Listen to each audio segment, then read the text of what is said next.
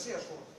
Αυτό τι κάνει, προστατεύει το χώρο από την αδράνειά του. Δηλαδή, αν είχα έναν κοινό θερμοστάτη και έβαζα ένα set point στο 20,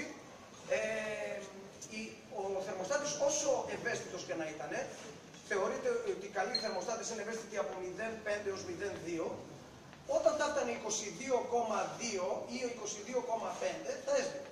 Φανταστείτε όμως, από πίσω τρέχει μια αδράνεια η οποία μπορεί να φτάσει τον χώρο και στο 24. Και αυτό είναι πραγματικό που σας λέω. Και μπορεί και παραπάνω. Εξαρτάται με τις δυνατότητες του χώρου. Τι θερματικά σώματα έχουμε και όλα αυτά. Σε εμάς εδώ αυτό δεν συμβαίνει. Σε εμάς δεν συμβαίνει γιατί. Γιατί επειδή βλέπει πόσο γρήγορα ανεβαίνει η θερμοκρασία, υπάρχει περίπτωση να κόψει το θερμοστάτη άσχετα αν το set point μας είναι στο 22. Και να κόψει στο 20. Περιμένει να δει πόσο γρήγορα συνεχίζει να ανεβαίνει η θέρμανση και μετά ξαναδίνει την έναυση έτσι ώστε όταν θα αρχίσει πλέον και πιάσει το 22, αν κάποιος θα μπορούσε να το δει, να ανεβοκατεβαίνει πάνω από τη γραμμή του 22 με πολύ μικρή απόκληση.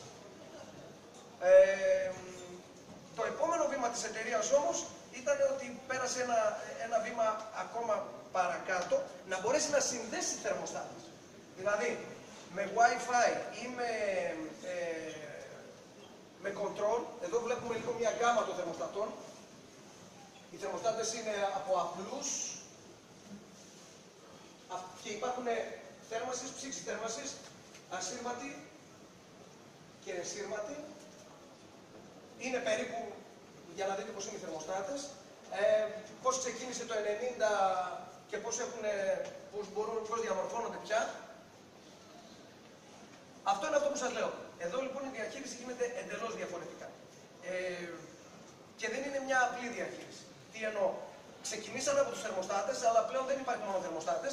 Θα παρατηρήσετε ότι υπάρχει φωτισμός, υπάρχουν πόρτες, υπάρχει συναγερμός, υπάρχουν μπατζούκια, υπάρχουν τα πάντα. Μπορώ να τα διαχειριστώ όλα ασύρματα, χωρίς να επέμβω και να κάνω ζημιά στο σπίτι, με εντολές οι οποίες δεν είναι μέσω Wi-Fi, είναι μέσω 868 FM συχνότητα και είναι στιγμής, δηλαδή είναι 2 χιλιοστά του δευτερολέπτου